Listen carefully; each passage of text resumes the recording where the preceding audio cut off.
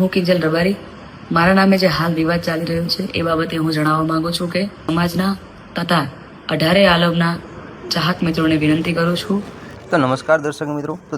ગુજરાતની જાણીતી લોક ગાયિકા કિંજલ રબારી અને અશોક ચૌધરી વચ્ચેના પ્રેમ લગ્ન અને તેના વિવાદ બાદ સર્જાયેલા છૂટાછેડાનો વિવાદ હાલ ચર્ચાના કેન્દ્રમાં છે. બંને અંતર્ગત પ્રેમ લગ્ન બાદ સતત નવા વળાંકો આવી રહ્યા છે. તો દર્શક મિત્રો કે ગાયિકા કિંજલ રબારીએ ચૌધરી સમાજના યુવક એટલે કે અશોક ચૌધરી સાથે પ્રેમ લગ્ન કર્યા હતા, જેની મિત્રો આપણે બધાને ખબર જ છે. પણ દર્શક મિત્રો કે લગ્ન બાદ થોડા સમયમાં જ કિંજલ રબારી પોતાના ઘરે એટલે કે રાધનપુર પરત ફરી ગઈ હતી અને પરિવાર સાથે રહેવાનો નિર્ણય કર્યો હતો. અને દર્શક મિત્રો અત્યારે કે પાટણ જિલ્લાના રાધનપુર ખાતે ફેમિલી કોર્ટની કાર્યવાહી પૂર્ણ કરીને પરત ફરી રહેલા અશોક ચૌધરીની ગાડીને ઘેરીને કેટલાક લોકોએ હુમલો કરવાનો પ્રયાસ કર્યો. અશોક ચૌધરીના જણાવ્યા અનુસાર તેમણે રોડ વચ્ચે ઘેરીને 4 શખ્સોએ છૂટાછેડાના કાગળ પર સહી નહીં કરે મિત્રો આપી છે. દર્શક મિત્રો આ હુમલા અને ધમકીના મામલે અશોક ચૌધરી દ્વારા 4 લોકો સામે પોલીસ સ્ટેશનમાં ફરિયાદ નોંધવામાં આવી છે અને મામલો વધુ ગરમાયો છે. દર્શક મિત્રો અહેવાલોના અનુસાર કિંજલ રબારી છૂટાછેડા ઈચ્છે છે, પરંતુ પતિ અશોક ચૌધરી સહી કરવા માટે ના પાડી રહ્યા હોવાથી આ વિવાદ સર્જાયો છે.